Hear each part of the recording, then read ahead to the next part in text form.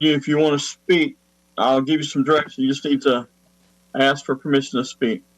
All right, is everybody else ready? Okay. I'd like to welcome you to our June 4th, 2020 virtual meeting of the CRA board.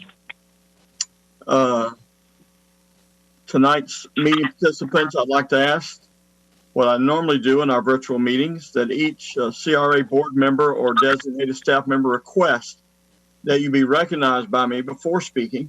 I'll do my best to quickly recognize and call upon you.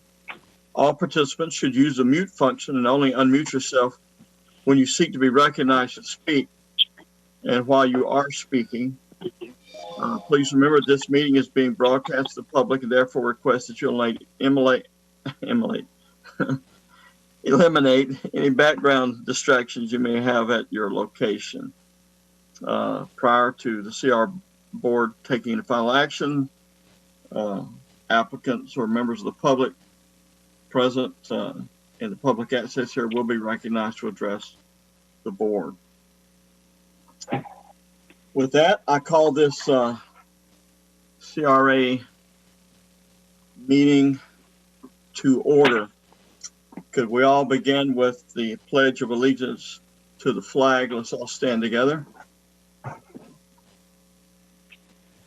I pledge allegiance to the flag of the United States of America and to the republic for which it stands, one nation, under God, indivisible, with liberty and justice for all.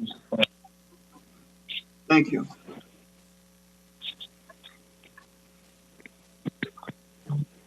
Okay, I hear some. Are you ready, Mr. Loeding? Yes. Okay. Madam Clerk, will you please call the roll? Chair Nathan Blackwell. Here. Vice Chair Lynette Matheny. Here. Member Dave Askew. Here. Member Chuck Cooper. Here. Member Keith Trace. Here. Member Joel Davis. Here. Member Dwight Loeding. Here.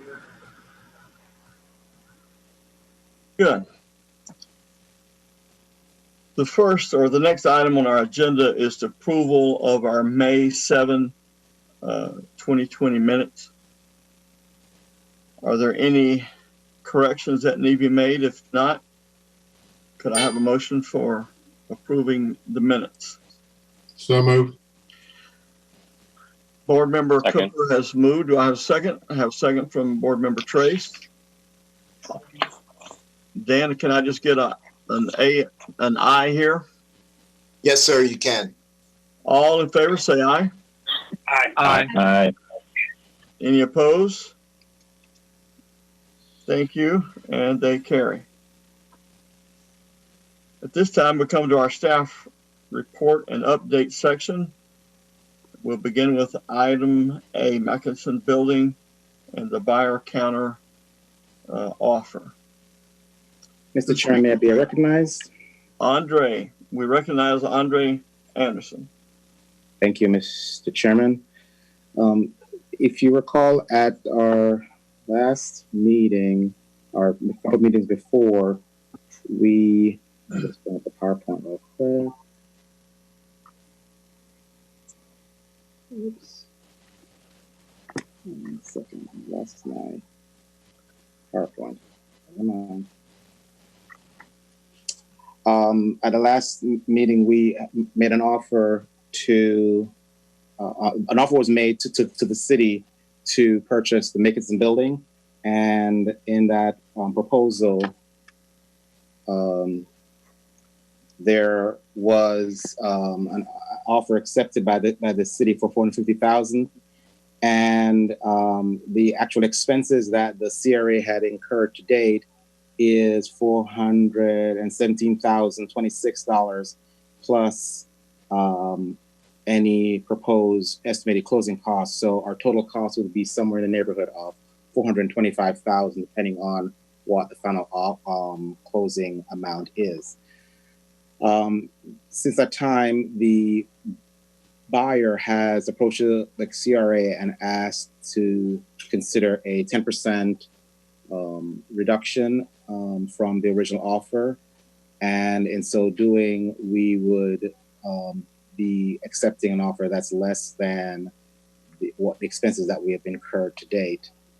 To that end, staff would recommend to the CRA to consider an offer of a 5% discount, which would allow us to be close to break even as opposed to incurring any loss. So with a $425,026 estimated expense and an offer of that amount, we would be breaking even at this point. So that would be our recommendation at this time. Mr. Parsons is on the line and can speak more to his counter offer. Are you through, Mr. Anderson?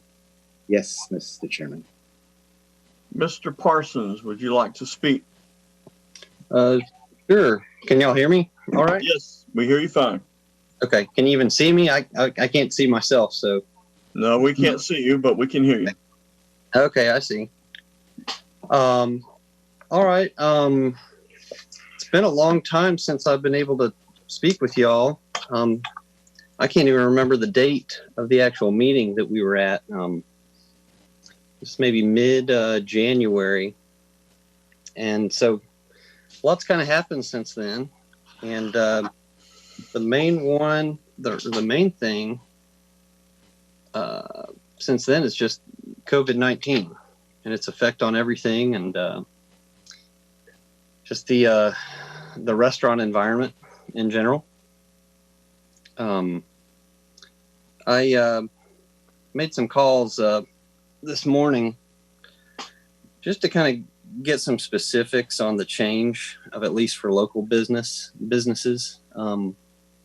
Like I mentioned in the other meeting, I recently sold Three Sister Speakeasy to Felix Ortiz here in Kissimmee, and just asked him, like, what are the actual numbers in the loss of revenue so far, or at least since you've opened? We all know revenue was zero during, like say, mid-March through April, and I asked him to compare that to the same time span over in 2019. So basically, we just picked like 2 weeks in May and compared them to the same 2 weeks of May of last year. And last year, gross revenue was $51,000, and this year gross revenue is $10,000. So it's just been a really, really big drop off. And we saw similar numbers with Breeze and Kissimmee. So I hit this counter offer kind of from two angles. It's all the uncertainty in the new environment that COVID-19 has created. And along with that environment is just what the new normal is going to be for dining and for just customer behavior in general. I feel like everybody feels like it'll improve, but nobody can really get a straight sense of what the new normal will be. So that was my main concern. And the other concern was just, we've been doing our due diligence on just getting in bids for just random items. And the numbers are just coming in higher than we were expecting. A lot of that reason is like, for a really good example is the condenser units to the walk-in coolers and all the AC units. We tried to see what was salvageable out of those, and basically all the copper wiring has been kind of stripped from everything, so you can't even really get power or really anything connected to any of that stuff in order to even see what's salvageable. And we were just kind of explaining that it's just all a loss, just start from scratch with regarding the mechanical aspects of the building. And I don't know. That's that 10% figure was just kind of a number we thought was a pretty conservative number, and I didn't even mention the pavilion. Is everybody aware of the lot adjacent to the building near 10th Avenue? I think so. So it's a really cool idea. I think it'll bring a lot of exposure to the business that's within the building, but it also will complement the new hotel when it's completed. I think everybody got copies of the drawings we came up with for the pavilion, and we really like it. But the only problem with that pavilion is it's expensive. I think let me see what my numbers are. We've got where it'll cost $75,000 just to buy the land, and roughly $110,000 to build out that pavilion. So in that email that I sent with the price change request, I kind of just summarized all the costs, and they all total to, including the pavilion, about $927,000, which is kind of a scary number in today's environment. But you know, we can't go through life scared.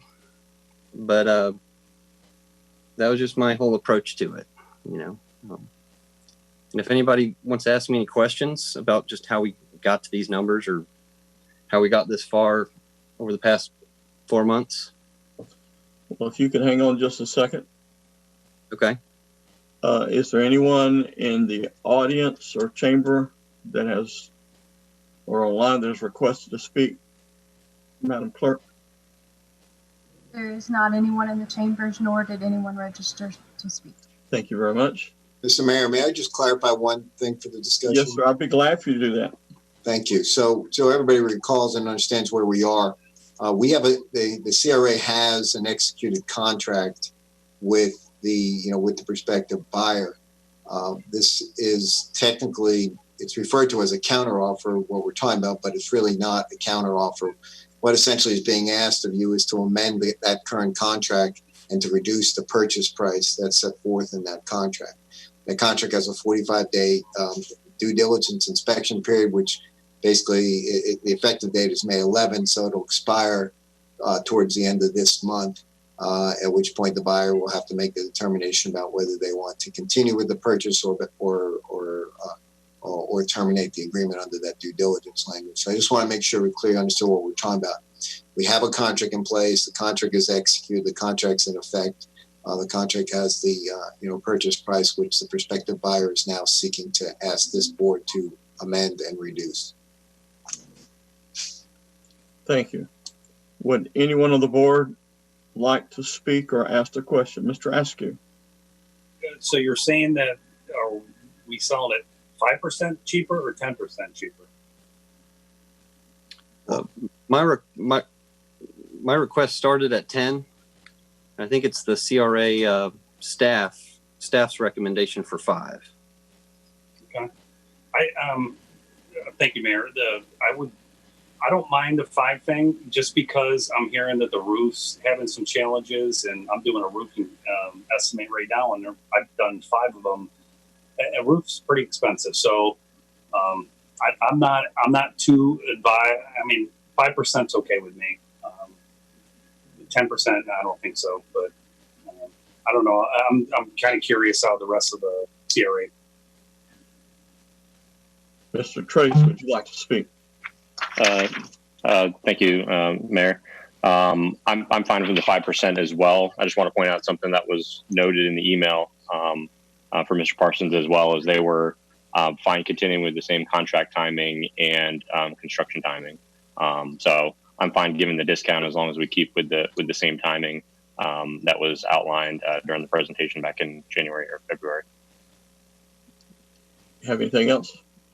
Nope, thank you. Thank you. Mr. Davis, are you wanting to speak?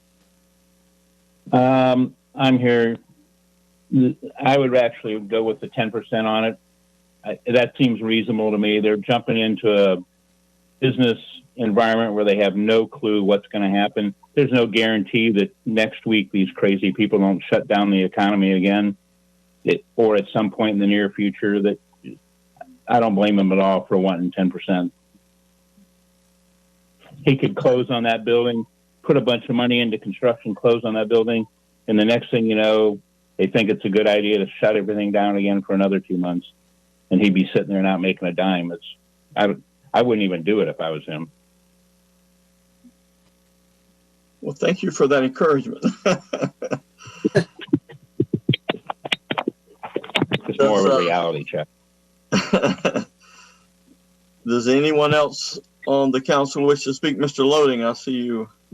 Yes. I would agree with the 5%. I'd kind of like to stay up in that area and not go to 10%. You know, if I look forward when this building, hopefully this all goes away, and by the time they get ready to open, that everything will be back up and running fine. So I would would hope that would happen and pray that would happen. But I would be inclined to. I would be okay with the 5%.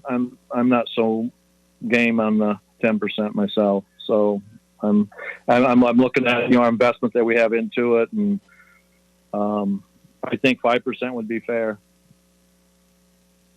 Thank you. Does anyone else on the board wish to speak to this? Mr. Askew? I guess throw my 2 cents. I'd never had a chance to meet Mr. Parsons. I've eaten at Three Sisters. I like the product that they put together. That's what excites me. And of course, we all know Felix, I guess, involved in the politics world. But I just like the idea that they finish a product and they get it done. And I realize he's owned some other properties too. So it's exciting to get that building going. And I would not like to lose anything on this particular one. So 5%, I'm still stuck to. So I really welcome. I hope he does a good job. And if he needs any help, hopefully we can help him through the CRA or whatever. Well, I would certainly like to see us break even, if that's possible. I'd love to give the 10%, but I'd also think as good stewards of the city, we need to seek to try and break even. Any other input from any of the board members? I do have, this is Zach, by the way. Yes, Zach. I do have one other request, but I don't think anybody would really object to it. Originally we're buying this with a 1031 exchange, and luckily we've had some extensions, but the deadline is still on August 3rd. And correct me if I'm wrong, if anybody knows the specifics, but I think the contract says that, let's see, what's the date everything was signed? Like the clock basically starts on the last signature. It's May. The effective date is May 11th. Yep, May 11th. There we go. And all I did was just use a calendar and just count the days. But as of right now, the closing date is set for August 8th, which is already on a Saturday. But I would actually prefer to move it maybe a week before August 3rd. So I don't know if we need like board approval for moving a closing date earlier. No, you don't, because the contract says on or before.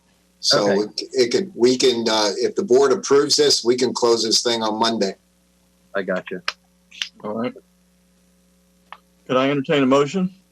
And Mayor, if I could, so Yeah. The motion would be to approve an amendment to the contract to reduce the current purchase price of $450,000 to $427,500. That's based on a 5% reduction. All right. I would make a motion. Go ahead, Mr. Askew. Make a motion to reduce the price by 5%. Do I have a second? Second. We have a motion from Board Member Askew, a second from Board Member Matheny, that we reduce the price down to $427.5. And anything else need to be added to that, Mr. Anzares? No, sir. Just to let Mr. Parsons know, we'll complete a first amendment. We'll get it over to him tomorrow. Okay. Madam Clerk, do we need to call the roll, or can I just ask for a... You can ask for a voice vote. All right. All those in favor, say aye. Aye. Aye. Aye.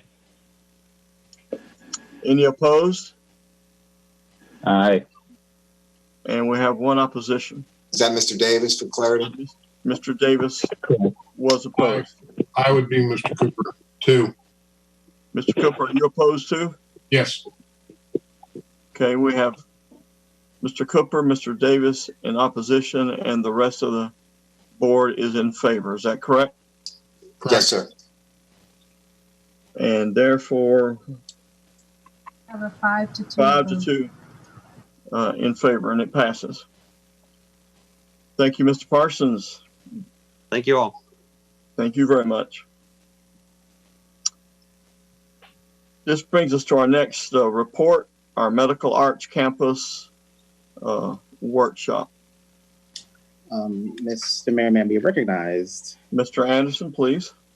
Thank you. This is a presentation on the Medical Arts Campus. It is an item that we've been working on for a while, and it will be in a workshop format. We have with us Blake Drury, our consultant from GAI Community Solutions Group, and he will be walking you through the document and what's proposed by the Medical Arts Campus. If you'll give me 1 second, I'll pull up on my screen so that you can see the presentation.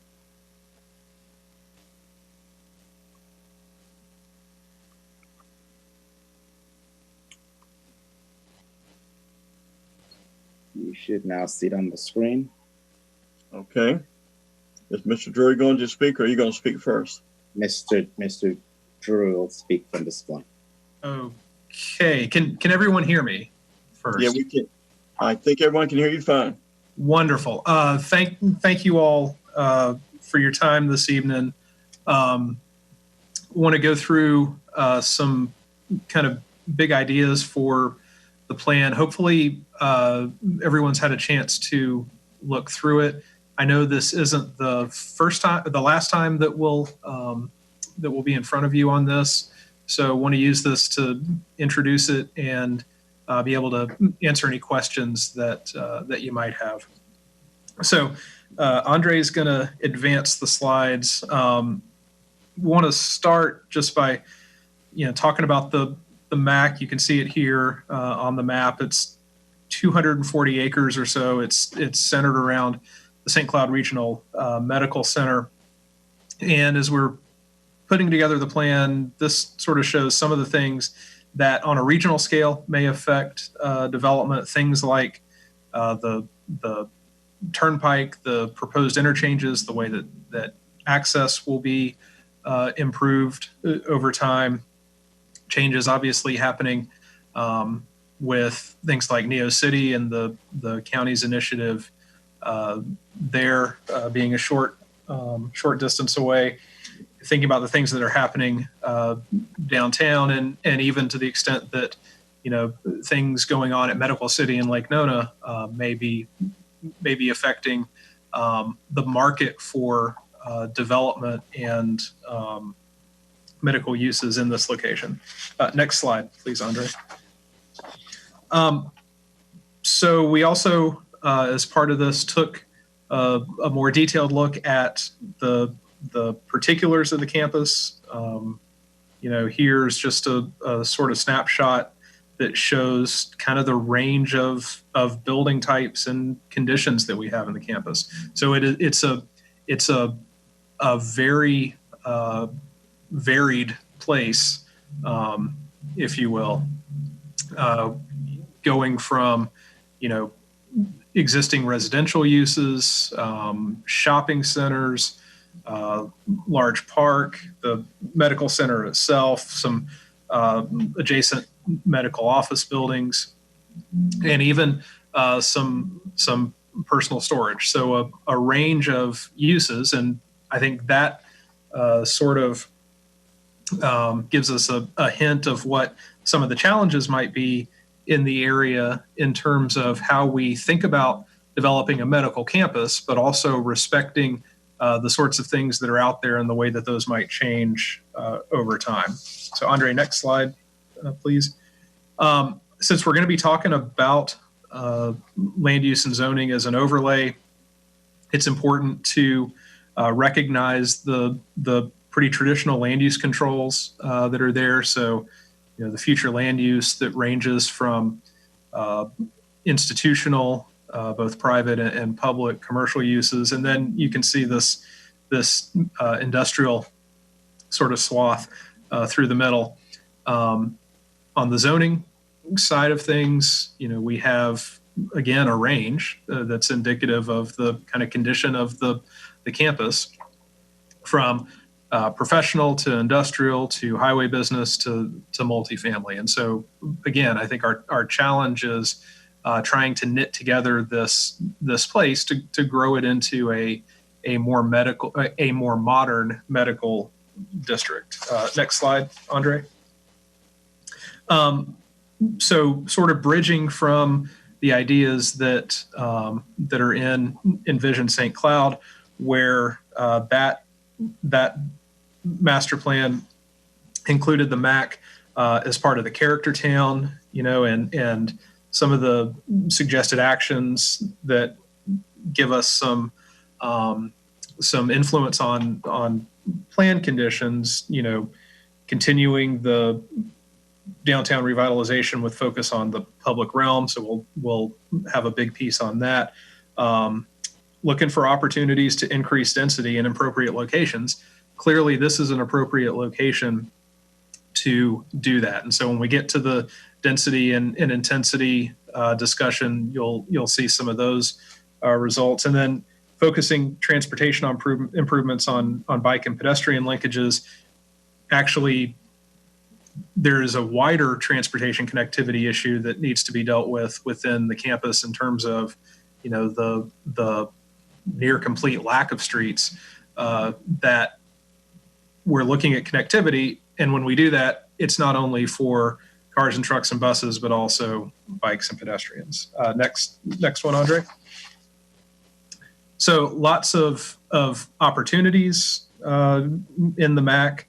I think there's clearly this idea that you can transform some of the gateways at these sort of key intersections, front doors, if you will, on or from 192. As I mentioned, making additional roadway connections as the area matures and connects into the well-formed grid that the city has is an important opportunity to take advantage of. There are several key city-owned properties that we think there is an ability to leverage them for the benefit of the entire district.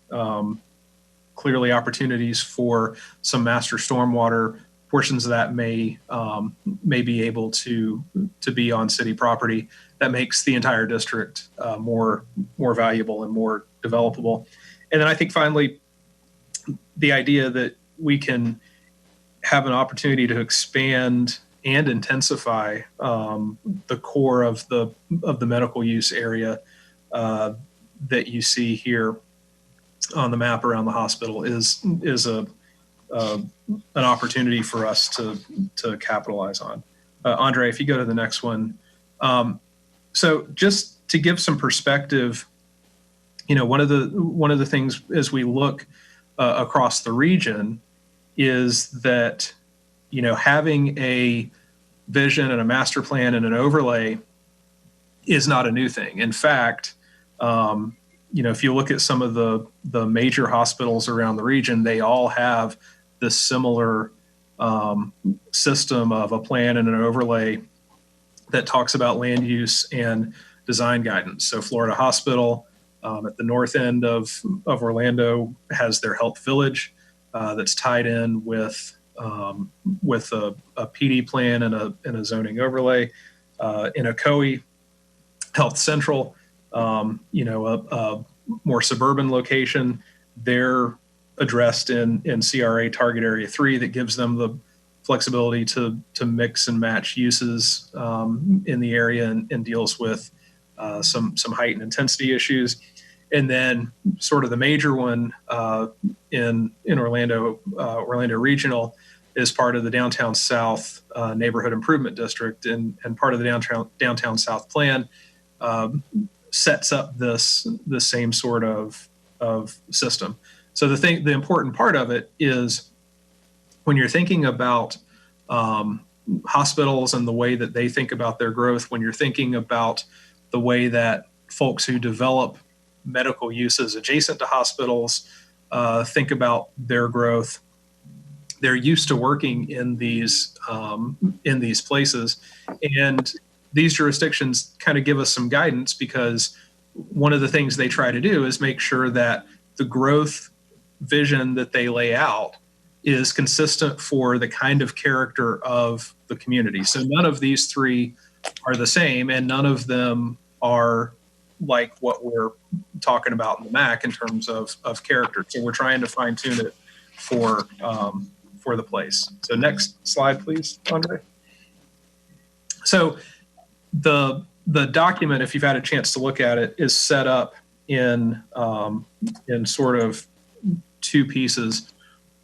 One talks about a plan that lays out a vision and some incremental frameworks, that make up the vision. And then the code piece, the actual overlay, are the zoning requirements to achieve the plan that talk about how to build it. So next one, Andre. I want to go through them, briefly as an overview. So this is the vision, and it's an illustrative example of what the campus could turn into. It's important to realize that this is a possible outcome, but it's not the only outcome. And indeed, as the place develops under a set of rules, there are going to be different iterations of designs for each one of these parcels. But the vision lays out the sort of big, important moves that we're trying to accomplish as a community in this place. We're trying to focus on medical employment. So that gives us some clues about what sort of uses we may or may not want to allow and encourage in this area. The second one is about being well connected to the rest of the city, and especially as the area grows and we start to focus more intense uses there, making sure it's connected is going to make the transportation system work better. It's going to not focus everything on one or two intersections, and it's going to ensure that the growth doesn't choke itself over time. The third piece is about an infrastructure framework. Think of it in terms of the things that you just expect to be in place when you develop the stormwater, the utilities, making sure that those happen. The fourth one is about improving the visibility and the brand of the campus. So, the physical environment lends a lot to that visibility and that brand, and we want to focus on that. And then finally, as I mentioned, being able to leverage the city-owned properties to improve the value of the entire place. So, I think it's really important to understand that, you're going to work toward this vision incrementally. There's lots of parcels, there's lots of owners, there's different starting points for development expectations. And so this is an incremental sort of thing. And Andre, if you can go to the next one, the way we talk about those increments, when we talk about the built environment, we break it down in the code and regulations, break it down into two big parts. right? So there's the public realm. That's the places that we all use. Those are the streets, the trails, the parks, etc. The other side is the private realm, the buildings, the parking, the other spaces on lots. And the public realm framework talks about and lays out desired streets and blocks. So as we go through this, you'll see indications about where there should be new streets, what should existing streets kind of grow up to be. So that's the public realm framework. The private realm framework then describes how buildings fit their site, and they relate back to the public realm framework. So these are two real things that are tied together to create the sort of place that that's going to improve the value of the community. So Andre, go to the next slide if you could.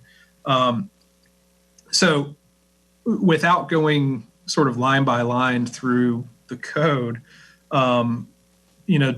developers want clarity.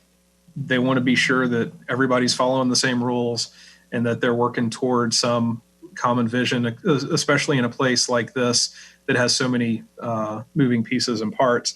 And so the public realm standards in the code, those standards cover general location of new streets, the streetscape requirements, street cross sections, right-of-way widths, trail connectivity, potential locations where we may look for area-wide stormwater pond.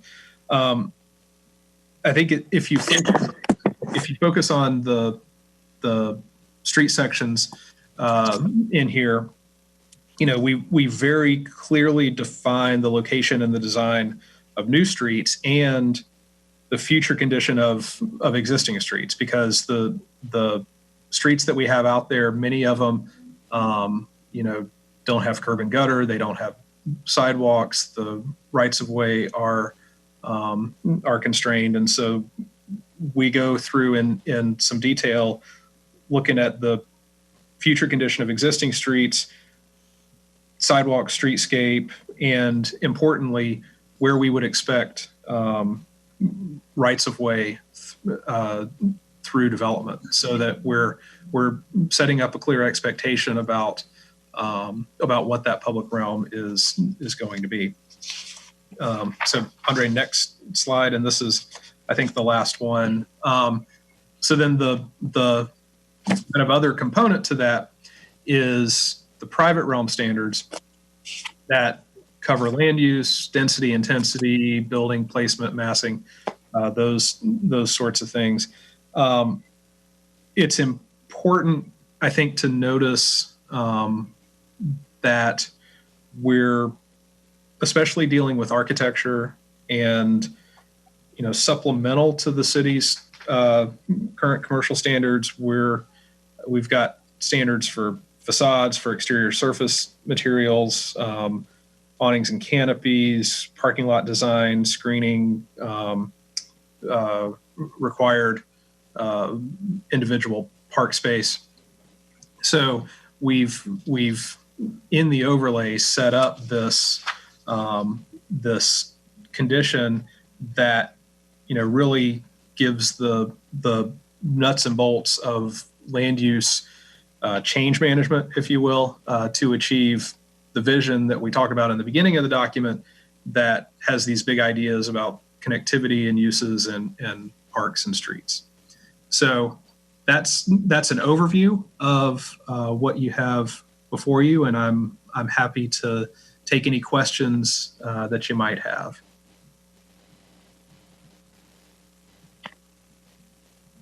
Would anyone like to speak to this report? Any questions? I did have one there. Board member, please. I think it's a great plan and a great vision for the area. This is kind of the building blocks that we need to implement some good improvements to areas like this. And I think, Orlando Health just made a big investment by purchasing the hospital there. So have we had a chance to run this by them to see how? I'm sure they've done a couple of these medical arts type campuses around around town and just kind of seeing, what things work, what things haven't worked. So we have not officially had a discussion with them. What I can tell you, the two examples that I put in there, both ORMC and Health Central, we did both of those plans. We didn't do the Florida Hospital plan, but we did both of those plans and overlays, and worked closely with the folks at Orlando Health through that process. So I have a sense that they would be in favor of it, but I can't speak for them. I clearly don't want to speak for them. I think a good next step would be to go through this with them, clearly as a major stakeholder who's concerned about what's going on in the area. Perfect. And then on our side, on the city side, for next steps, there's a lot of public improvements that look like they're to be implemented, a lot of roadway improvements and whatnot. Just making sure that we implement this in our capital plan and start setting money aside to where we can make some of these improvements to open up some of these parcels and get better access into the area. So more of a statement than a question. Yeah, so I'd amplify that just a bit to say that the way that we've set it up, some of these new streets can come with development. So the intent, to the greatest degree possible, would be an access that someone needs to build for to open up development on their property. If we can get it in the right place and get it connected, then that may be something that the city doesn't need to do. So I think that the specifics of and we've identified them in places that make some logical sense to organize the district. There are probably, and there is a mechanism and some language in the code that says other comparable locations can be accepted. So there is flexibility to accommodate different views of how individual sites might develop. Perfect. Thank you. Board Member Matheny, do you have a? I do. Yeah, thank you for the plan and all that hard work. I'm glad to hear that it's flexible, because I know things change and opportunities come up, so it's great to be able to pivot when you can.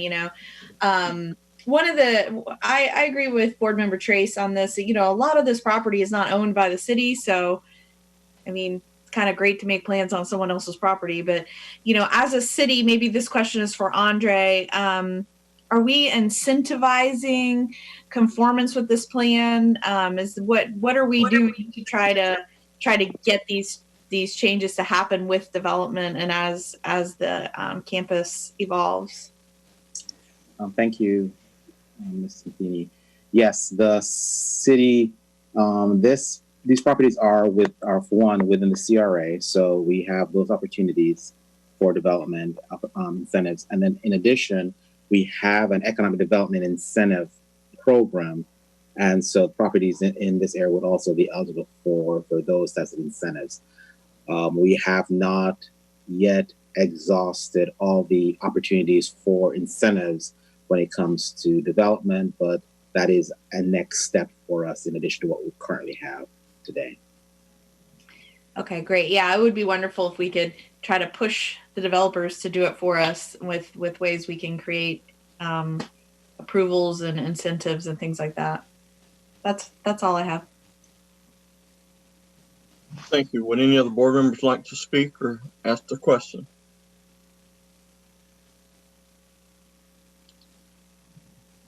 Mr. Drury, we certainly appreciate all the work that's gone into this and appreciate the presentation you've made tonight. It certainly has given us some things we certainly need to work on in the future for sure. Thank you very much. You have anything else for us? I don't. All right. Well, thank you very much. Thank you. With that, we come to our CRA Master Plan Amendment. Yes, Mr. Chairman. Andre? Yes, thank you.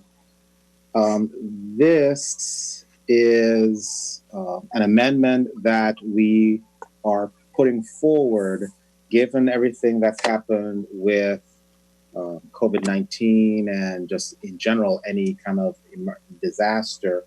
There was nothing in our CRA master plan that would allow the CRA to provide assistance in those instances. And so we are proposing to amend the CRA master plan to include some authorizing language that would allow us to then come back to you at a later date with the actual emergency disaster business assistance plan for the CRA. So the basic language would be an amendment to the goal related to stimulating economic development through policies and programs that establish the CRA as an advantageous business location. And the wording would be provide for emergency disaster business assistance in the event of a state and or federally declared disaster for impacted businesses located within a declared area that falls within community redevelopment agency boundaries. So with that language, we would then have the ability to come back with a specific plan of how we'd actually accomplish that type of business assistance in those declared emergencies. So staff is recommending that you adopt the resolution that is attached, resolution 2020-002 yes. CR? 2 CR, yes. First of all, is there anyone in the chamber or online that has requested to speak to this item? No, there is no one in the chamber, nor did anyone register online to speak for this item.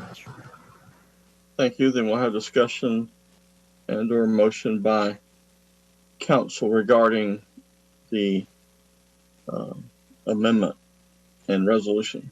Do we have any discussion? Mr. Cooper? No. No. Okay. Mr. Askew? I'd give it a motion to approve. Okay, we have a motion from Board Member Askew. Do I have a second? Second. I have a second from Board Member Matheny. Madam Clerk, why don't you call the roll on this one? Member Loeding? Aye. Member Davis? Aye. Was that a nay or a? Was that a nay?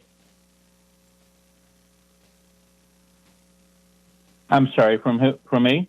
Yeah, from you. No, it was an aye. Aye. Okay. Okay. Thank you. Member Cooper? Aye. Member Askew? Aye. Member Trace? Aye. Vice Chair Matheny? Aye. Chair Blackwell? Aye. And the motion carries 7-0. We come to our April-May financials.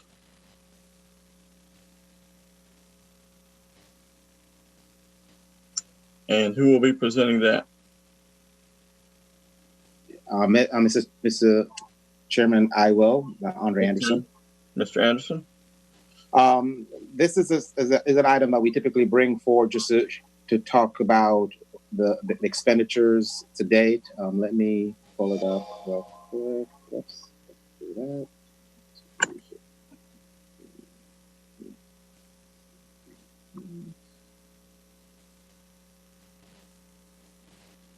And on your screen, you should see the financials, what was budgeted for FY 1920, what's been expended through April, May of this year, and then the expended year to date. So under personal services, budget 153,672, expended year to date 72,806 and 6 cents, balance $80,865.94. For operations, $484,150 budgeted. Expended year to date, $176,485 for a balance of $307,664.94. Grants and projects, $425,000. Nothing expended in April, May. Expended year to date, $70,497.90, and the balance of $354,502.10. For contingency, $1,151,466.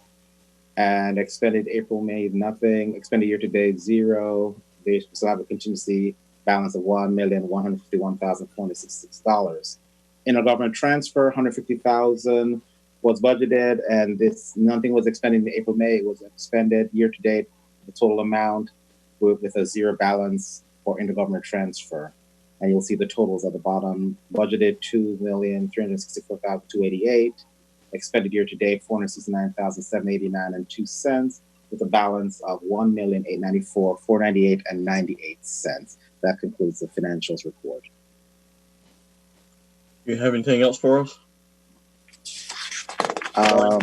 Yes, the next item I'd like to talk real quick is just, again, an update on the building and site improvement grant details. We have two grants in right now, the 1007 Florida Avenue LLC, and that one was awarded, and then the Southland Plaza Inc., which is at 900 13th Street, which is the Save a Lot Shopping Plaza, and their request is for $38,719, and if that's awarded, we would have a balance of $19,987. And that concludes all the staff updates at this time. Thank you. Does anyone on the board have a question you'd like to ask Mr. Anderson? I see that hand. Hi. Back to that last slide, Andre. I don't. So it looks like Southland put an application in March, but it hasn't been awarded. So what was are we awarding it or not awarding it, or what's the holdup with that? Well, as you can well imagine, with everything else going on, we've been trying to scrambling, but yes, we are proposing to award it. And that's why I show a balance of $19,987 if we do award it. So we're anticipating that it will be awarded, and so we're working to finish that up right now. Okay, thanks. All right. Any other questions? Mr. Menteris, do we need to approve the financials, or we just receive them? I think a motion to approve them as presented would be fine. All right. Could I entertain a motion to approve the financial report as presented? Motion to approve.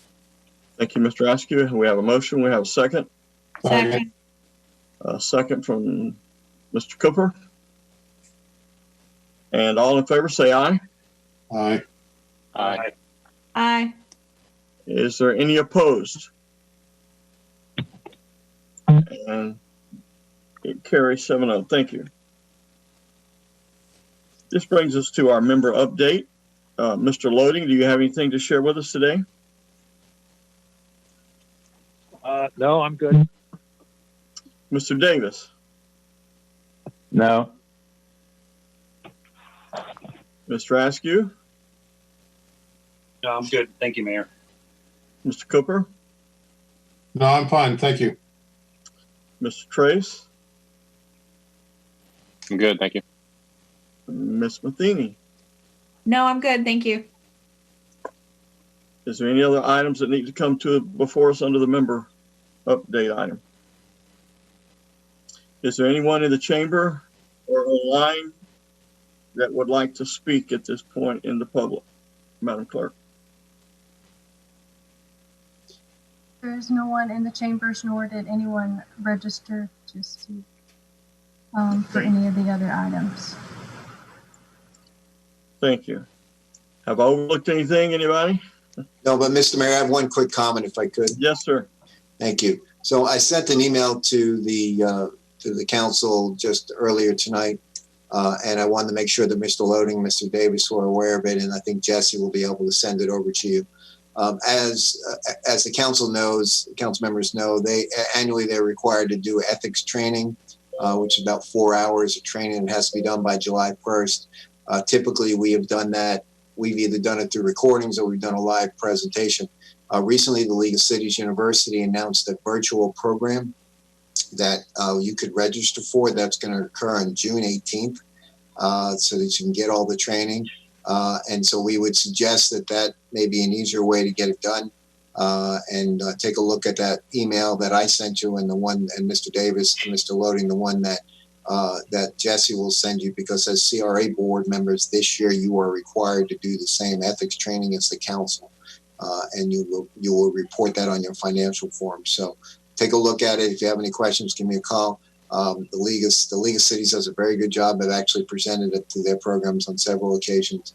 So I think you'll be fine, and it will give you a little bit more convenient way of successfully completing this requirement. That's a Thursday?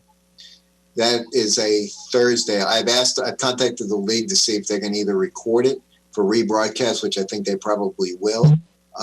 And hopefully I can have some more information on you in the next couple of days for that, so that if you can't make the 18th date, that at least there'll be an opportunity to do that. They would have a makeup date. Yes, I'll see if I can get that information. But I wanted to get out to you since they just announced it. They announced it on Friday, so that you can have that information and see if you're available that day. You can do it and hammer it out. All right, Mr. Davis. You know what the time is, Dan? There are two sessions. The first session's at 10 o'clock, and the second session's at 1 o'clock, I think, or 1:30. It's 4 hours of training total. So, okay. Are there any other questions regarding the ethics training? Do you have anything else for us, Mr. Manzares? I do not. Thank you, sir. Mr. Sturgeon, do you have anything for us? I do not, Mayor. Thank you. Chair Blackwell? Yes. May I just add something? I just want to remind everyone, once they take that ethics training, that the Form 1, the statement of your financial interest, that is due July 1st to the Supervisor of Elections office. And if anyone needs that form, they can contact me and I can provide that to them. Thank you very much. If there's no other business before us, we come to our information. Our next CRA meeting will be Thursday, August 6th, 2020. If there are no objections, we will now be adjourned. Thank all of you for being a part of our CRA board meeting this evening. Thank you. Thank you, Mayor. Thank you, Mayor. Thank you, Mayor. Thank you, Mayor. Good night. Good night.